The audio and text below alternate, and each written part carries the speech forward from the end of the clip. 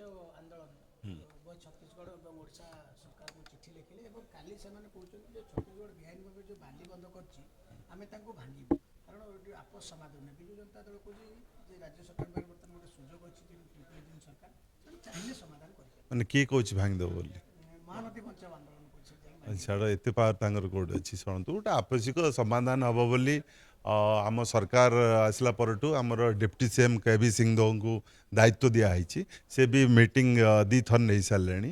ବହୁତ ଜଲ୍ଦି ଆମିକେବଲ୍ ସେଟଲମେଣ୍ଟ ହେବ, ତ୍ରିପାକ୍ଷିକ ଆଲୋଚନା ହେଇକି ହେବ। ସେଥିରେ ବ୍ୟସ୍ତ ମାନେ ଏତେ ଦିନର ସମସ୍ୟାଟା ବହୁତ ଜଲ୍ଦି ଯେମିତି ଚୁଟକିରେ ହେଇଗଲା ଭଳି କହୁଛନ୍ତି। ତେଣୁ ନିଶ୍ଚିତ ଭାବରେ ବସିକି ଆଲୋଚନା ଆମିକେବଲ୍ ସେଟଲମେଣ୍ଟ ହେଇଯିବ। ଯେହେତୁ ଖରା ଦିନ ଆସୁଛି ଯଦି ବାଲି ବନ୍ଧ ସେମାନେ କରିଛନ୍ତି ଓଡ଼ିଶାରେ ପାଣି ସମସ୍ୟା ହେବ ବୋଲି ମହାନଦୀ ବଞ୍ଚାଅ ଆନ୍ଦୋଳନ କରୁଛି ଆମେ ସେ ବାଲି ବନ୍ଧ ଦେଖନ୍ତୁ, ଆମ ସରକାର ମଧ୍ୟ ଯଶସ୍ୱୀ ମୁଖ୍ୟମନ୍ତ୍ରୀ ମୋହନ ଚରଣ ମାଝୀ ତାଙ୍କର ମଧ୍ୟ ପ୍ରପୋଜାଲ୍ ଅଛି ମହାନଦୀ ମାନେ ହୀରାକୁଦ ଡ୍ୟାମ୍ ତଳକୁ ବି ଯେଉଁ ଯାଉଛି ସେଠି ମଧ୍ୟ ପାଣିର ଷ୍ଟୋରେଜ୍ କରିବା ପାଇଁ ୱାଟର ବଡ଼ି କରିବା ପାଇଁ ମଧ୍ୟ ଯୋଜନା ଚାଲିଛି।